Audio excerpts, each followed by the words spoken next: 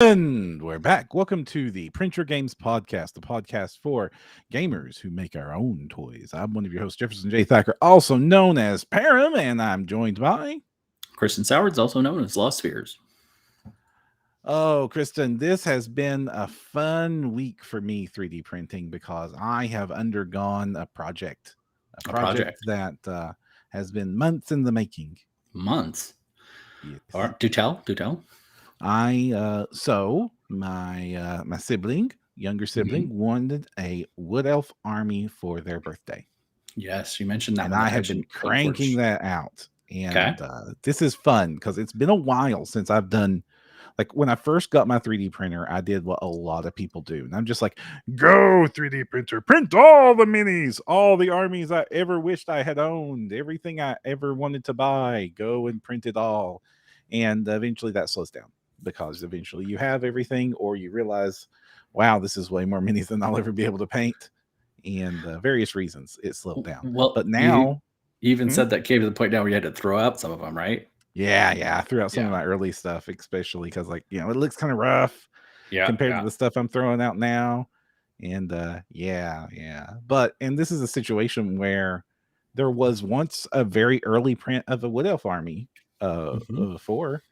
for them, and it's been 2 years, and this whole scene has exploded in 2 years. And so there's lots more amazing models out there. Most importantly for this particular project, that Titan Forge one we talked about a couple of episodes back. Yes, the Red Leaf Elves. The Red Leaf Elves. So, new, updated, and also Artisan Guild released their Wood Elves since then. And then Last Sword released their Wood Elves, an entire Kickstarter for Wood Elves. I believe White Werewolf Tavern also released a new one. Yeah. And so did Tyrants. And there's been so many great sculpts for Wood Elves that before the options were very, very restricted. And now there's everything you could possibly ever want. And so I am doing that now. And I love the Saturn for this purpose because I just threw on a full plate of miniatures. The first print is going to be 16 Wood Elf spears. Nice. And then the next print is going to be 12 centaurs with like different weapon loadouts and everything, and it's glorious. Kings of War, or is it for Age of Fantasy, or what? Which system? Yes, Asterisk. Yes, fair enough. I am not reprint like I print my miniatures with the intent of use across multiple game systems. Kings of War, Age of Fantasy, Warhammer, Age of Sigmar, Oathmark, and Frostgrave. All those game systems are absolutely game systems I would love to play with this stuff, especially Age of Fantasy and Kings of War. Those are probably my two main jams. Yeah. And lately I've been leaning more and more over to the Age of Fantasy side of things. For various reasons. The update's about to drop here in a little bit, and that looks hype. A lot of changes that game system has needed. But so I've got like whole plates running, and it's amazing how fast an entire army can just come into existence with a bottle of resin. It's like 4 hours to print an entire tray full of elves. And after about I've got it mapped out that this is like 5 print trays worth, and then I'll have the entire army ready to go. Yeah, I can believe that. With the diversified army lists and open stuff that Age of Fantasy has, you probably could do some really cool variety in your big, like, special models too, right? Like big treants and probably some birds and stuff. Right. And and also Forest Dragon. Forest Dragon, that was top of the list. I've got the old Wildwood Sanctum Forest Dragon that got put out by Titan's Forge, which is actually their King Arthur / Bretonia set kind of deal. They had this really nice Forest Dragon that I printed out, and it looks awesome. It doesn't look as awesome as the new one, but the new one will not fit on any of the bases that that would be legal for Kings of War. So we're going to start with the tinier dragon that's already printed. And I will probably still print that big one out. Once I figure out a purpose or a need or a niche for that monster. Have you seen Mini Monster Mayhem's big kind of cherry blossom dryad dragon things? Oh, those things look so wonderful. I have that model and want to print it badly. So they did Treasures of the Old, I think. I want to say last month. And that actually, they did another pose for that dragon. So I missed that. I missed that so bad. It's still up there. It's probably not that bad price-wise. Yeah. What have you been working on? I've been mostly working on terrain. We've been talking about a little bit. But my little snaky things. I've got these fountains is what I'm holding up. If you're listening to us, it's got like a little rock base and then a little cobra head and drops down into a pool. I'm still working on the water effects. I kind of think I want to maybe do a little resin pour. I was seeing some stuff. Was it Luke? I did some stuff with some caulking. Geek Scenics, something or other. Geek Gaming Scenics, yeah. Geek Gaming Scenics, yeah. So it's the one. But yeah, he did some stuff where you used a kind of a translucent. It's not actually silicone caulking; it's a different material, but it is kind of like a rubbery consistency that cures a little slower, so you can kind of play with it and make some peaks and waves. I think that might be fun to put in because those water bases. Like it's probably hard to tell, obviously, on the scale of the picture that we've got up, but they are very flat and they also show off a little bit of the texturing from the FDM print. So I kind of would like to smooth that out maybe and do some ripples. Otherwise, I've actually seen some tricks using white flocking where I might just do like a ring of white flock, the snow flock that I've been using on like my winter stuff. Just do kind of a ring of that white water might work as well. So gonna play around with them. They did see some table use yesterday though, because I make stuff right before I need to use it usually. So yeah, I've been thinking about picking up some small bottles of UV resin, like not 3D printing resin, but like the stuff that's meant for exactly this purpose. Right. To do that as well. But you know how it is with resin, everything gets resiny, and this would be resin added after the fact, so it would have to be into the hobby room. And I know how much like resin loves to sneak and cling and climb onto everything you offer it. It's going to be on the back of that glove. It's going to. So if I get it in the hobby room, I'm a little bit worried. But yeah, it gets on your shirt or worse. Right. I did those poor spiritual weapons a while ago, and they've been notoriously difficult to get like not tacky. I think we did a second alcohol bath and cure on them. They're kind of okay now, but like. It was cool because it's a really clear join to the base because they are two separate pieces, base and weapon. These are Comet Lord, by the way, and they're super rad, big axe thing. If you're not able to see it, but Comet Lord always does cool spiritual weapons. Almost every miniature not only has a spiritual weapon, but also has a number of poses. So in a weird way, you look like, oh, I'm buying. There's a Dragon Knight on the preview right now, and it looks like you're buying a dragon dude with a couple weapon options. But with the 3 poses and the different weapons, you're actually buying a squad if you want to repurpose them. And I think it's super cool value that he's adding to that. And really dynamic poses also. So I would recommend checking that. But yeah, joining it on there with the pour resin, it's really, really clear. Like, because I didn't want the translucent resin to cloud, which happens a lot if you're using super glue. I don't know if you know that.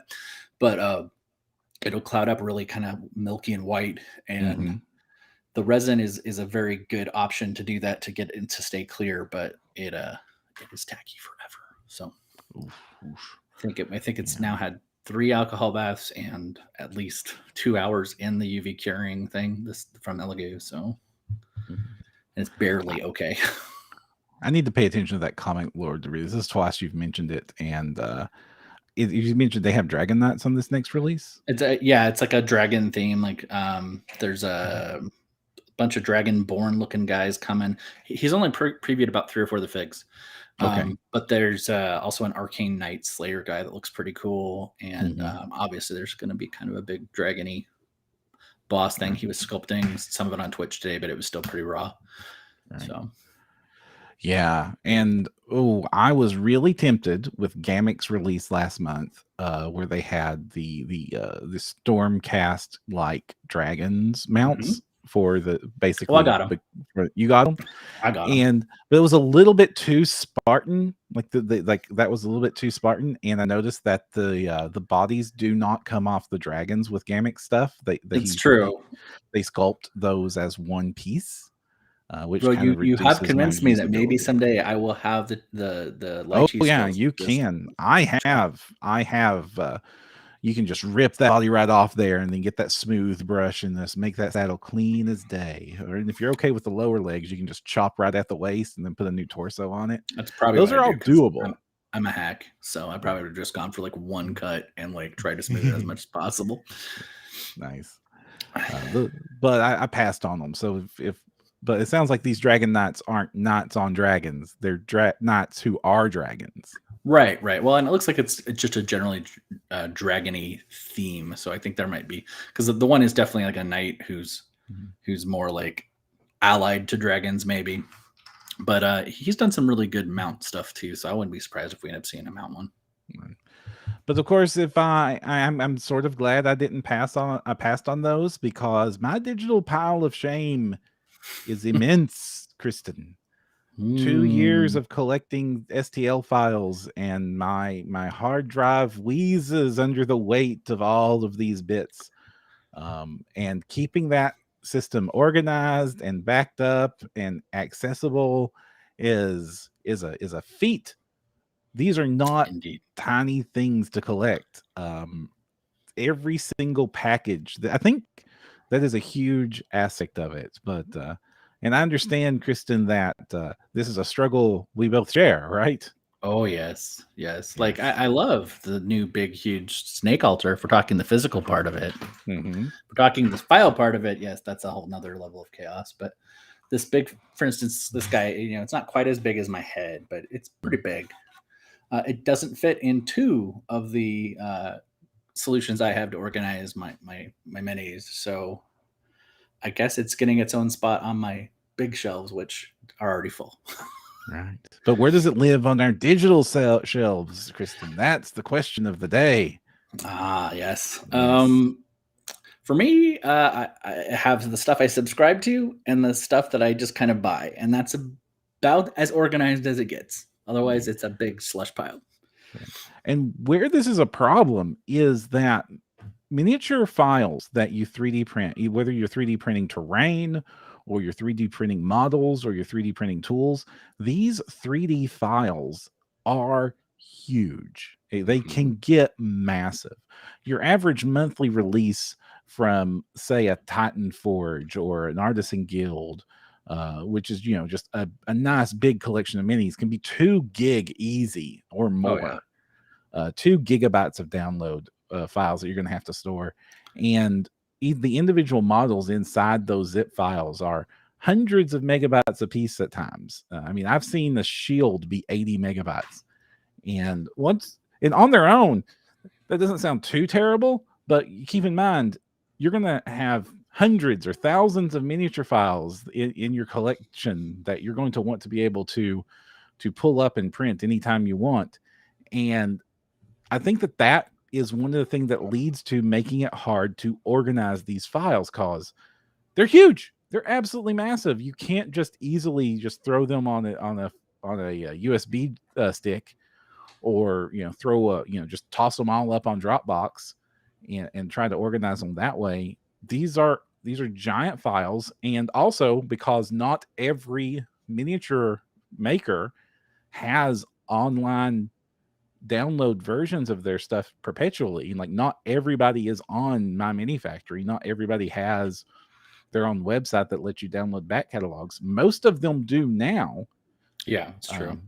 But that's not always the case. And so these files are precious. They have some amount of value, some amount of scarcity, that means that you've got to take care of them. This is like, if you were like backing up your DVDs to a Plex server, you've got to take care of that collection, and it's not easy to replace. And I have permanently lost access to files in the past because I've poorly managed them and was unable to get a re-download copy, especially since, like, the ephemeral nature of the market right now, where it's so new and fresh. New companies are popping up and just disappearing. Artists are doing their best and then finding out that this isn't the market for them, and then they're gone. Very lucky that both Cast and Play and my Mini Monster Mayhem both retroed their Patreon files onto my Mini Factory, because for a while they didn't, and I was missing about a year of Mini Monster Mayhem and about half a year of Cast and Play. I didn't realize that they were going to expire initially when I first signed up, and those were two of the first ones I got into. And if I didn't have an immediate need to print them, I just thought, I'll go back and get it later. Or worse, I had the hardest time at first with European time zone differences. A lot of times people are like, download it by the end of the 31st. You're like, great, I'll be there on the 31st. But it's the 1st in Europe already, and it's gone. Yeah. Did you have to do the little email of shame? Could you please give me my files? I was bad. And some of the big Patreons have that email. Thousands of clients, and that takes a week to get the answer, if at all. So that can be sketchy if you don't keep up with it. And it's hard on the creators as well. I know that because these files are so big, and you're trying to get them out to thousands of customers all at once. That all, like, when that day hits and that file patch lands, I can see those sync servers just like grinding to try to deliver all of those. They time out and drop all the time. Yeah, absolutely. Well, and the Apple Air servers are just like. And I can only imagine that, I'm a creator. I log in. I have, 29, Patreon emails to go through and individually respond to. And I know for a fact that it costs us poses and alternate weapons and so it's a problem both ways, right? Like, it isn't just something that is hard for the consumer to manage, but it's also takes a toll, because a lot of these operations, Artisan Guild is down to one main sculptor right now, which just blows my mind. I can't imagine being like a group that big and only being one sculptor, as popular as they are. Right. And at least last update, if that has changed, by all means, please tell me. But last I knew, there was an update about it saying for 10 months now that they've been managing with one primary sculptor. And I was just like, holy cow, all that content. But and we were just talking with Titanforge, and they've got a team.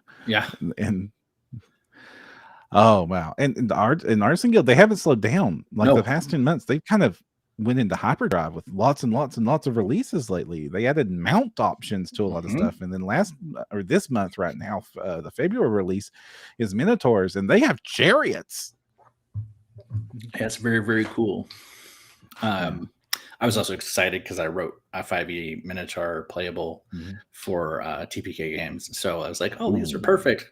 All you have to do is snap off one of their horns, because they're factionalized, and they shear off one of their horns depending on what side they're on. Nice. I was just trying to what would make Minotaurs different, and that was one of the quickest things I did. I was like, well, what if they had like some sort of tribalism tied to their horn presentation? So I thought it was kind of fun. Nice. When I was first getting and collecting, I made the worst mistake, Crystal. The worst way you could store and organize your files. And it was this mistake that made me realize that I had to do better. Or I would download folder. Yeah. And that's where it was. No, really? I was joking. I would download each new release. I would go, I'll put this somewhere later. And later never came. Until it came, and I was like, where is my Orc King of February at? Where is my giant Nurgle boys? And I could not find my Nurgle boys, Kristen. I couldn't find them. I do love our creators. I love them. But you get 20 creatives that you're subscribed to, or 10, or whatever you can afford, 3. And they're going to do, mine is January 22.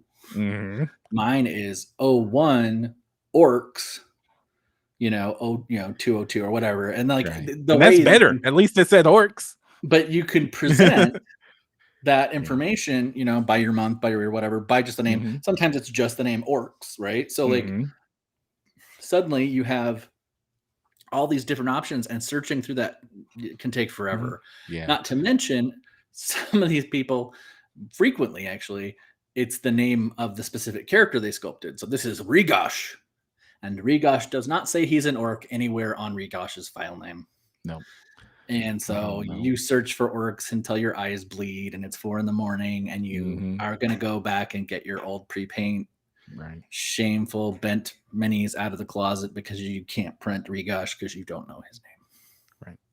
And what for a while there, it was really bad for the Cyberforge releases because they took down their collections. Because what I ended up doing was I would go online to My Mini Factory. I would search through their collections, browsing through their files until I found the picture of the mini I wanted, and then I would search my hard drive for where that file was. I've done it. Or I would have to re-download the package completely from scratch just to get one mini out of it. And done it. Yeah. 100% done it. Oh, no. Yeah. Another thing, again, I love our creators, and this is hard on them, so hard. But when they upload to My Mini Factory, they have the option of uploading usually a collection, which they can then attribute to all their patrons or their tribers or whatever. Right. Or they can do the individual files individually. So we know what happens is that the collection is what you get sent to you, which is great because you don't miss anything. Right. But sometimes there's some file missing. Or you go to look up the individual file and it says you don't have it. So you can and do, if you are tired enough, buy that fig again, even though it's sitting on your hard drive already in 010022 or whatever, and that happens a lot. Yeah, I have absolutely accidentally bought a mini file that I have already bought before because of that. Yep. Oh, if only I was more organized, Kristen. If only I had my digital pile of shame under control. Like, I'm not even talking about how big should your digital pile of shame be. That's a question. like that's really? That's between you and the server gods. Yeah. Like, how much are you spending on this 3D printing hobby of stuff that never gets printed? Let's not have that conversation. Let's not have that conversation. We might later. But people I know. People I know listen to this podcast and I don't want to be judged. Right. So I'm just talking about you have this giant set of files that are massive. How do you organize it? And we've already hinted at one of the things that does make it easier is now My Mini Factory exists. The majority of miniature creators have rallied around that banner and released their files through My Mini Factory. So for 9 out of 10 of your Patreon subscriptions or memberships, which is the primary way that I know most people get their models right now, they are at least going to be archived there. And any of your individual purchases it's the largest place to purchase single files. They'll be available there. The other storefronts that I know of, like Cults 3D or the one-off stores for the different creators that have their own independent stores, at least those stores usually track your purchases and let you re-download those files too there. Yeah, Heroes Infinite does, Loot does. Right. STL Minis does. They do great terrain that I love. I'm sitting there drooling over that Shadowfell release still. I'm gonna pull that trigger. It's $100, but oh my gosh, does that collection look glorious? I'll have to give it another look. Right now, I have to be pretty excited to hit $100. I know it's rough. Because you know what $100 is, right? What is $100? It's 11 Patreons at the early bird price. Yep. Yep. Oh yes. I don't have a problem. I try to keep it to 5, and I never succeed. Oh, yeah. The only thing I had going for me going into organizing these files was that I had already started Patreoning digital maps for Roll20. Okay. And so I'd already run into a few of these things. So I can tell you what I actually ended up doing, which is working okay. Okay. So what is your okay solution? I got an emergency backup hard drive. Okay. And then I deliberately broke its syncing capacity. So it is basically just miniature file storage. It is 5 terabytes because it was sold as this is a oh crap option for your computer going down. it was in a fire sale situation, you know, like, but it's a perfectly good massive storage device. And I just have it basically looking at one folder on my computer, which is where I put my STLs. And then since I broke up I've actually broke the backup function, it reads it and copies it, and then I can delete what's in it every so often. And it just keeps pulling stuff out of it. And so it's a big, massive archive. And I really try to focus on like love Cobra mode, but at least currently, I think I've actually started to see some of my old purchases get backed up to my Mini Factory stuff. But currently, there's no guarantee that is going to happen. Right. And so, like right now, if as soon as that's out, and as soon as the files look like they're good for the month, I download that and like you know put in that little special drive, which solid state. Hard to crash, hard to damage. And a lot of this is putting a lot, even though we have centralized, we're putting a lot of trust in My Mini Factory to still exist tomorrow. And this is a baby industry. It is. And a baby industry that requires a heck of a lot of data transmission. I love My Mini Factory. I cannot say with certainty that My Mini Factory will still be here next year. And what happens to all our files if My Mini Factory decides, you know, this business ain't worth it no more, and they close shop. I think you just made my heart skip a few beats. Yeah. So we need options. We need at least to think. So one of the options is just do business with people that do keep their stuff online. Don't download stuff till you need it. This is the risky version. This is the trust version. And, you know, it works for most digital media these days. I mean, that's the Steam. That's like, that's attitudes we've been taught for Steam. When I buy my movies off Amazon, I don't download my backup copies. I just trust that Amazon's going to have my movie next week when I want to watch it, or next year, or 2 years from now when I remember that I had this and I don't need to buy it again. And that is my default behavior for sure. Like, you know, I don't rush out and download every mini from every Patreon every month, but you're right. It could very easily, you know, that could happen. Or I can imagine a creator, I think the functionality, and don't quote me necessarily on this, but I'm pretty sure if a creator withdraws their storefront, that your old files are still preserved if you've bought them. I have never been in the situation to know if that's true or not. I have had a creator move from inside one Patreon to their own Patreon. And the assets just transferred over to that umbrella, and it did seem pretty flawless. But yeah, sorry, I just saw Alex popped in a message. Consider back. Yes, and I was going to get to that topic, Alex. But so thank you for bringing that up. I'll definitely be talking about it for sure. Cool. I'm not sure what this is, so I'm excited. For sure. But we're outlining the problem, but we do need to outline it a little bit more quickly. So. Yes. So that is one of the options, and it's not the recommended option, gang. Do not just rely on this backup to just exist forever online right now. Eventually, this market may become so mature that, you know, My Mini Factory is up there with Steam and AOL. It's never going anywhere, gang. AOL still exists. That's the joke. All right. So you really should consider, you know, backing up these files, but they're big things. So first you have to decide, there's hundreds of these files. How are you going to organize it? Well, one of the options is you're just going to have to download them to your hard drive, or an external hard drive is maybe a better option, or something that gets backed up and synced, at least as a current option here, because you know, you're going to need ready access to this stuff. They're big files. It takes a while to download them. It takes a while to upload them.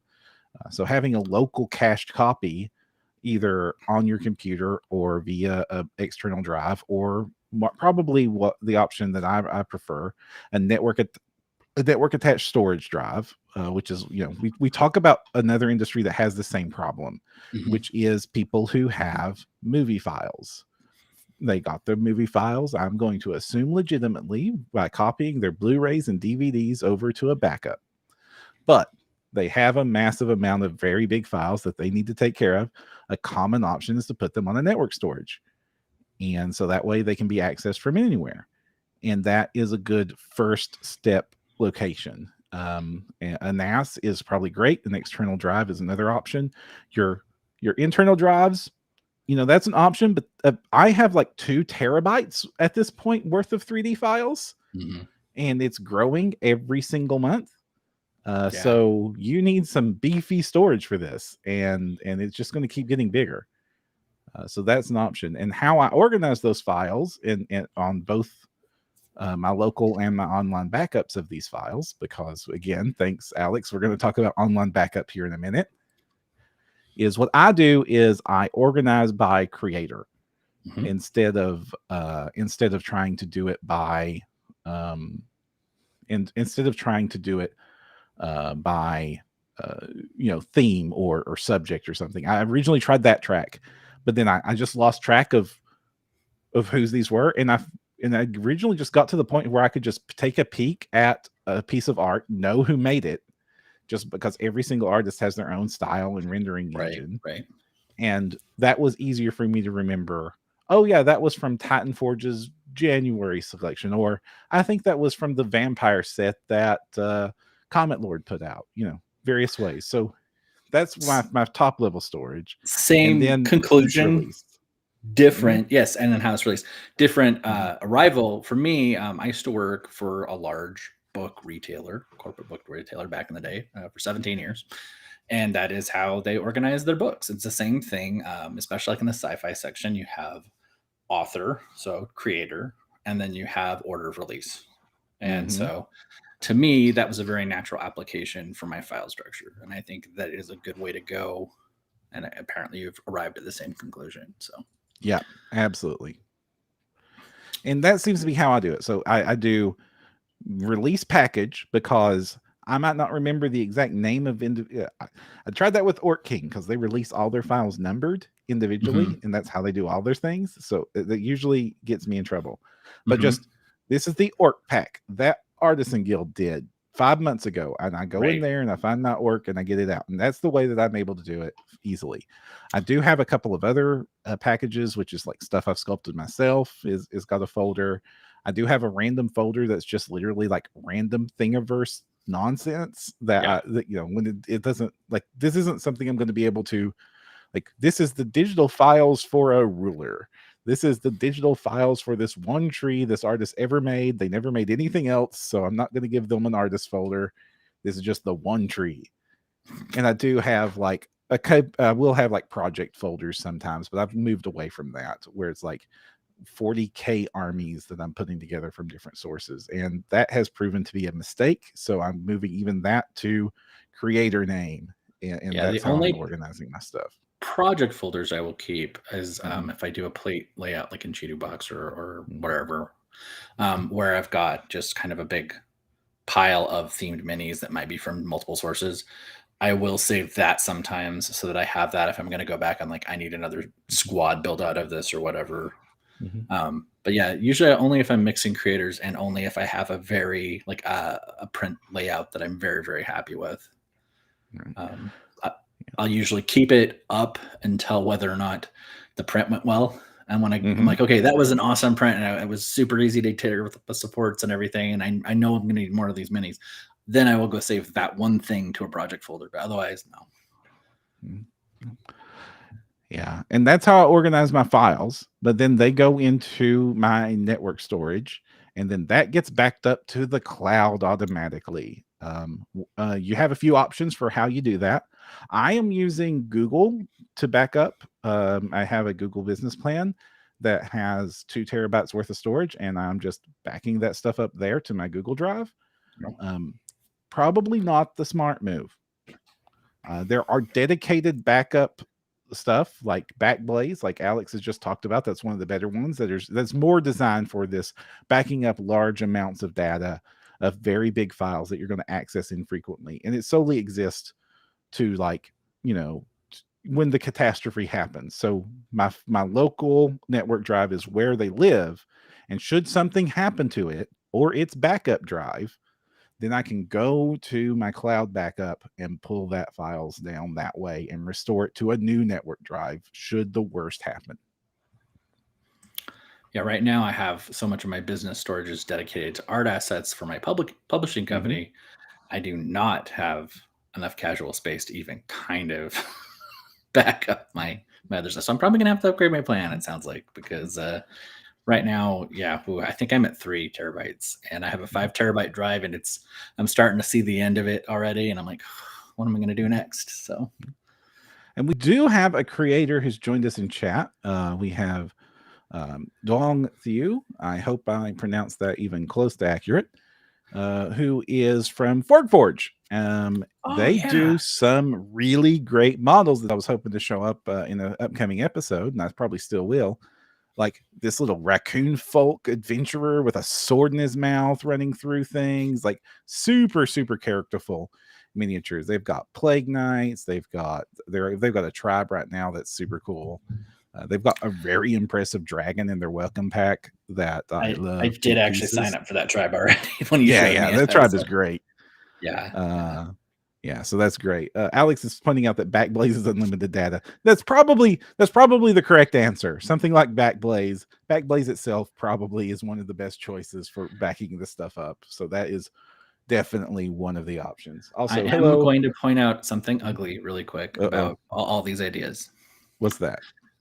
You really want to be aware of your ISP provider's data limits. Oh yeah, that's a problem. Literally, if I don't download every Patreon I'm currently supporting, I will exceed my monthly plan, and it becomes wicked expensive after that. So I don't even download probably more than a third of them. So that is a snag you're going to run into, and you're probably going to have to consider your ISP relationship. I mean, that is if you have, tons of Kickstarters and tons of Patreons, and you're a bargain shopper for clearance sales or flash sales. That's me, and I have a problem. But do watch it, because the worst thing you want, especially if you're in a roommate situation, is to like kick your backup off and suddenly get nailed with like a $300 or $400 extra internet bill, which can totally happen.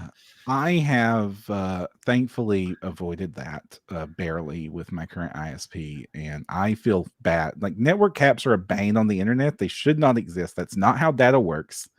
The pipes exist until they're full, and it's not smart. It's literally just a way to turn the put the screws on their customers. And absolutely. It is a horrible practice.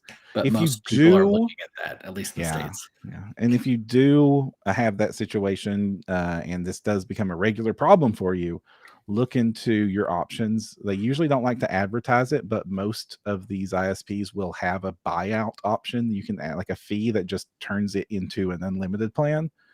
I know Comcast, it's a $50 fee a month, and that sucks to have to eat another $50, but it's better to eat that $50 knowing you're going to hit those limits than to get the surprise $300 bill. Right. And I'm pretty sure you can, if you realize you're halfway through your month and you're hitting your limit already, you can upgrade for a period and then turn that back off. But just be careful though, especially if you're going to kick up some massive cloud backup situation on that.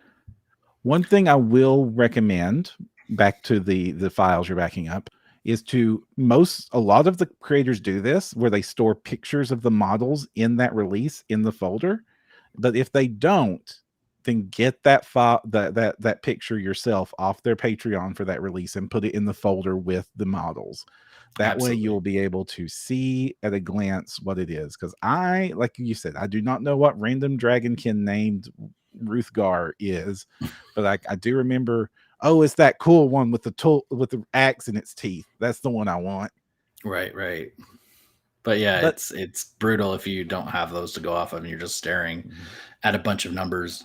Like I said, I really love Comet Forge, but I do believe it is numbers release, which if you keep in mind the ranges for each month, you'll kind of have an idea, but still it's usually, 141 Astrea Psychic Knight. And if you don't remember that that's the cool girl who's balancing a sword off the tip of her finger, then you're screwed.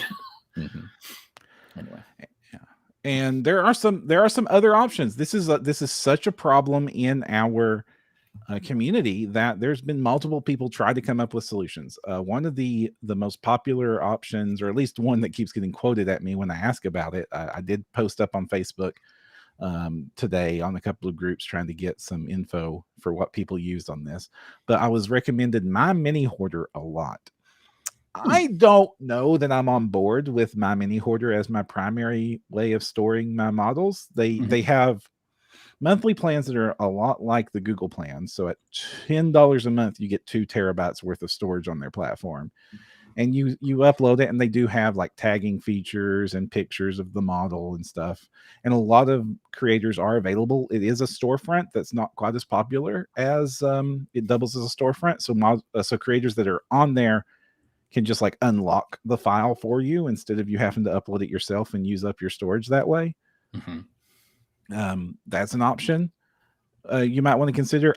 Personally, I don't like that option because it's only a little bit of storage. I would have to manually upload my files. That will take forever. I did mention I have close to 2 terabytes worth of miniature files at this point. That would take me, oh gosh, like the better part of a month on my slow internet to get that up there.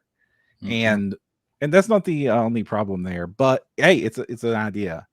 There have been multiple attempts at various softwares that you run on your computer that you are able to like tag models in like a library type situation. The software's a neat idea. None of them are there yet, but when they are there, I'll be happy to cheer it from the rafters here. But one of the things I think you do need to do is if you have G2Box, this happens automatically, and there are options that you can download that lets the Windows preview be actual render of the model and not just the logo of an STL file. That at least helps. That way you can visually see, because we're talking about a visual medium. This is art. This is like anybody who's had to store a lot of art for projects or picture files knows that it's hard to store that art and find it later without some sort of thought into it. And at least with the thumbnail download, you'll be able to browse through your collection that way. So keep pictures in the folder. And brief caveats to creators. Please, please look at the view you're saving your STL orientation. I can't tell you how many times I'm like, yes, okay, extra large preview tiles, go. And I'm looking at bases. Yeah, just the circle. And I can kind of see like maybe a hand sticking out over the edge of the base. But if I don't go in and like change the circle. That, yeah, it's and so it's more time to go back and fix those renders, and time nobody has. So yes, if a creator hears this, please make sure you're saving your preview at a good angle. And this is still a problem we're trying to solve in the industry, but like this is where I've landed right now. Just to recap, my personal solution is I have a external drive, which is a network drive that I keep my files on. The files are organized by creator and then by release. And then in those folders, I keep a copy of the picture of the models that they release for the promotion. That way I can at least visually very quickly browse through them. This also allows me to just search through my mini factory for models that I already own and are already downloaded. I hate to say that, but that's kind of the best way that I can find. It's like, Elf. Oh, I didn't know that Papapskill put out this really cool Cyber Elf 3 months ago. I pledged that month. I already have that file. That's a great way to find your models and having the pictures. That backup drive is then backed up online. I'm using Google right now, and I shouldn't. I'm probably going to switch to Backblaze now. Thank you, Alex. That's a better option. And then you will have your files. They will be safe. They will not explode and run away on you. And you'll be able to get them back should the worst come. And also, there's another thing that I haven't really touched on that has affected me before, where I've got this really cool models. I paid money for these really cool models and downloaded them. Some rights holder has come in and said that was an IP violation. Whether or not that was accurate or not, but that means that those files have disappeared from the planet. And now, if I wanted to use those files that I paid money for, I can't. Yeah, if you don't download them immediately. It's true. Yeah. I will not deny that I have downloaded stuff that I'm like, woo, that is a very cool Chaos Daemon. And I'm like, it's so cool. I'm going to download it today just in case. Yeah, I mean, it happens, and and half the time I'm not even aware because I didn't know that this even was a model that was going to get DMCA'd. Oopsie. And sometimes it's been I looked and they don't look the same. That's probably overreaching on this one. Right. And then other times it's been oh no, yeah, that should have happened. I should never have bought this. Oopsie.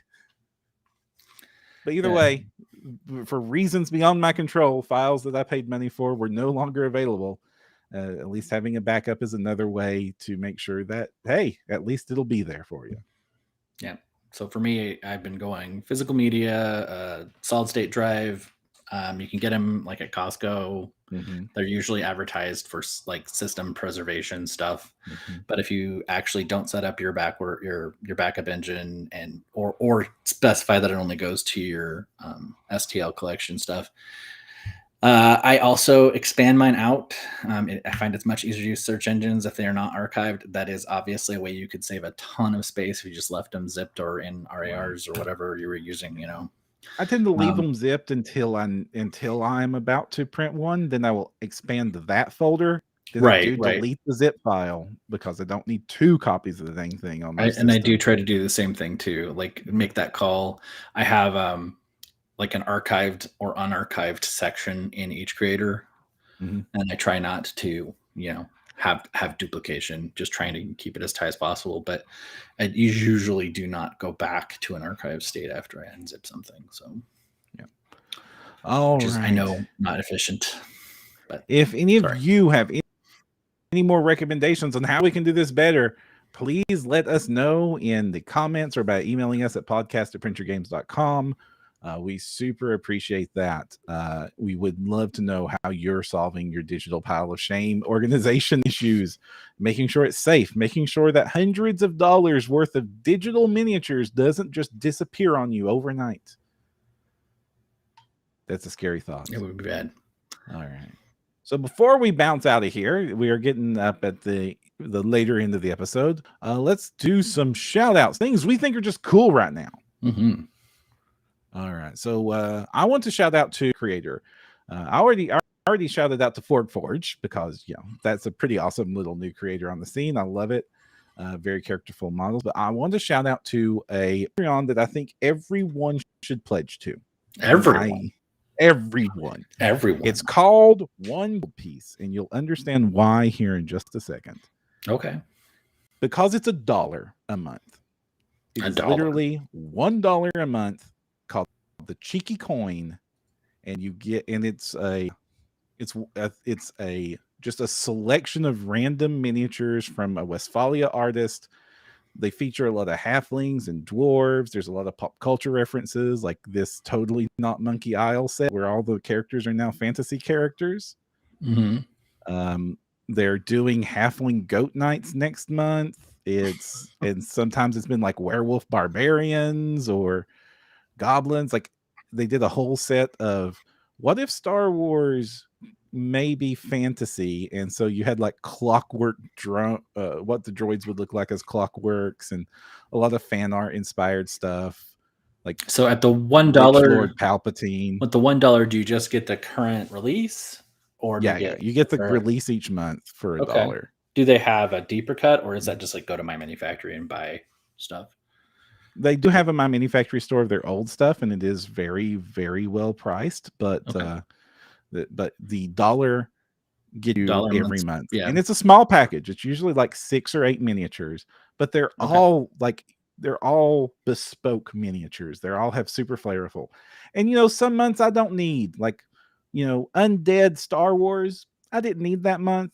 But you know what? It was $1. I didn't care. I'm happy to keep throwing this artist $1 every single month to let them just make these cool random minis they feel like making. And so I do love One Gold Piece. Very cool. You have a shout out?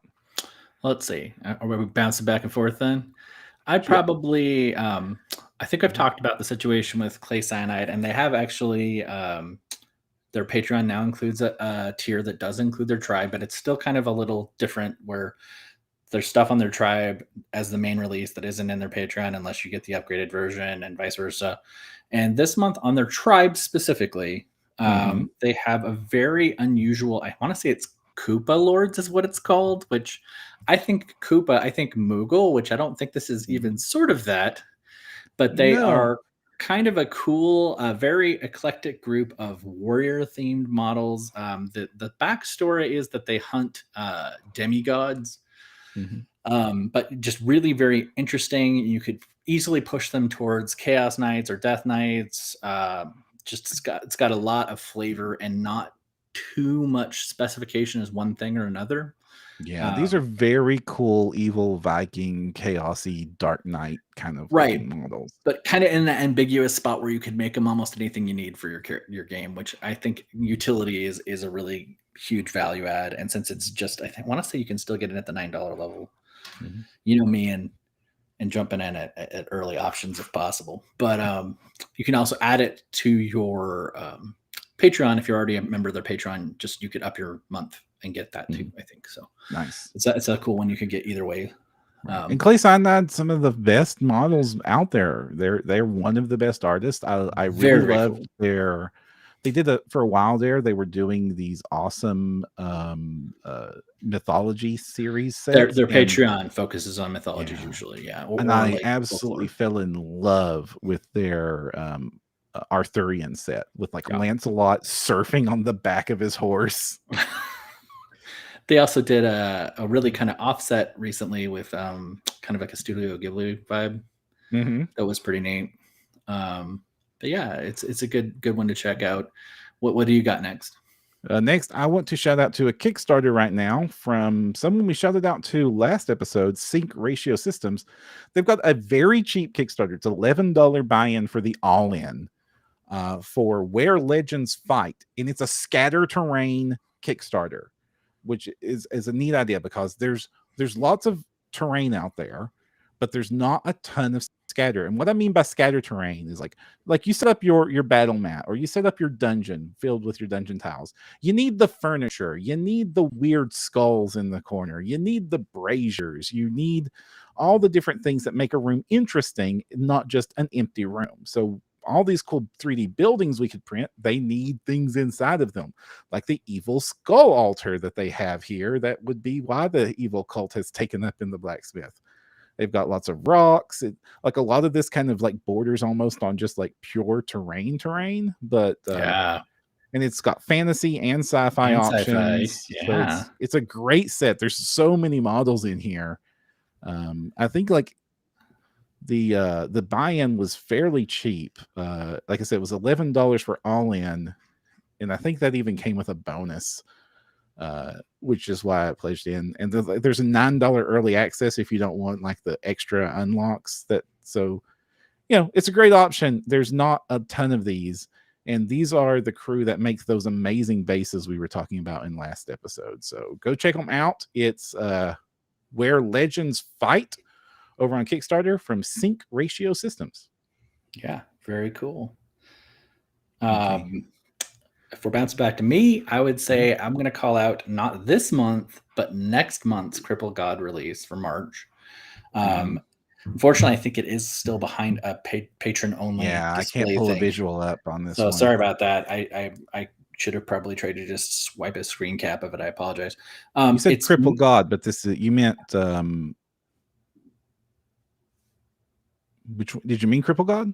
I did mean Cripple God. Yeah. Okay, sorry, my mistake. I thought you meant Comet Lord. Cool. No, I don't get me wrong. I love Comet Lord, and their dragons next month look awesome. But no, I'm talking about Cripple God, and I want to say it's a magic user themed thing. So there's a sorcerer, a necromancer, a fire mage, et cetera, et cetera. But the reason I want to call it out is I have never seen as many modular spell effects and printable spell effects that are going to be you could then use as basing material or just to make tokens. I don't know that I showed them, but I did these little shield tokens a while back. Oh yeah, those look nice. And there's a whole series of firewalls, lightning walls, ice stuff, blast. There's a lot of, I don't know if you've seen kind of the bases that have kind of the swoosh of like magic blasting off the base. A whole bunch of options for slapping those sort of things on minis. And it's just a lot of add-on value to an already cool set. I mean, totally awesome necromancers. There's this book guardian lich guy that's really cool looking. But anyway, so crippled god march, I would definitely check that out. It's really cool. Awesome. I'll be glad. I'll need to be checking that out because I need a reason to get some more clear resin. Yes. At that point, with all those different, I almost wonder if it's worth getting like clear resin and then using alcohol ink to dye it. If like I need this batch to be blue, I need this batch to be purple. It's called green. It's Soraya green, but it's yellow to me. Right. But I have been surprised how many color ranges I can push it into. Using alcohol for sure, oranges. I just usually been using Vallejo ink. Okay. But yeah, it really takes it well. You just matte varnish it when you're done, and it looks great. Or if you want it to be super glossy and shiny, I guess you could go the other way. But that is a strong green. That's like almost Necron glow green here, right? Yeah, that gives me some HeroClick vibes. But but you can push it with inks really a lot of different directions. I'm very, very happy with that.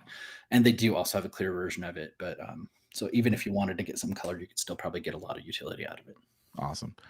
And for my final shout out of the day, I want to shout out to another Kickstarter, but of a company we've recommended several times in the past. Asgard Rising has a Kickstarter going on right now.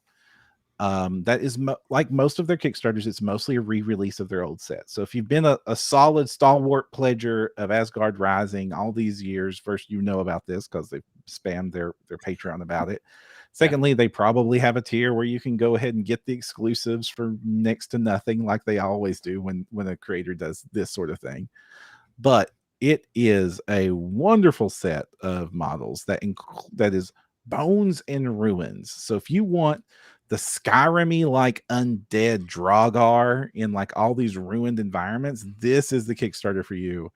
And the reason I like this is I actually pledged in on this month just to get this ruined back, like this stackable ruins set, which is some of the best ruined buildings, old stonework that I've ever seen. And it's a complete modular set that is super easy to print and so useful either on its own or mixed in with other options. And you can choose to go with just the models, the Bones set, or you can choose to go with the ruins, or you can go all in for 50 euros and get both and the stretch goals and the bases. But I absolutely love this ruin set, and they do some of the absolute best themed undead going, and this is a great way to get like a whole campaign's worth of terrain and models that's really all in one go. I like it. Yeah. Didn't you also have some hollow bases? That's a different one, right? Oh yeah, I forgot about that. So I saw this was a neat thing that showed up on Cults, and it's a completely free set of bases that somebody's prototyping for.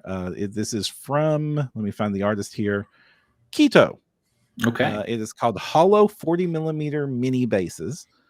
And what it is it's instead of clear bases, it's like just a little bit of tech stuff, but so you got the circle of the base, and then you've got like support struts running across it that look like I-beams or various tech stuff or pipes or stuff.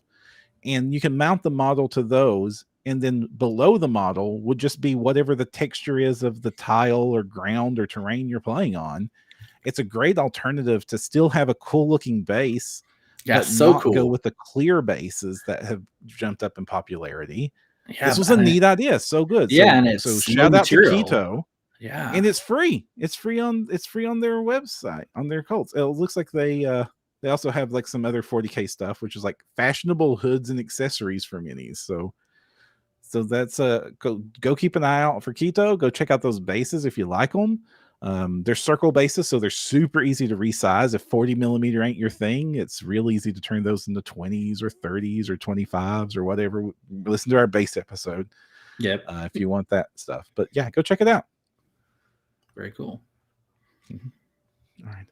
And that brings us to the end of the episode, Kristen. I definitely had some fun. If you enjoyed this and you want to listen to more, go to printyourgames.com, where you'll find the podcast as well as all the places you can subscribe to it. If you find us on YouTube or Spotify or Stream, give us a review, a thumbs up, comment below with anything. And if you really liked it, tell your friends about us. We want to spread the love of 3D printing as far as we can. Don't forget your screen protector. Don't forget your screen protector. We'll see you next time.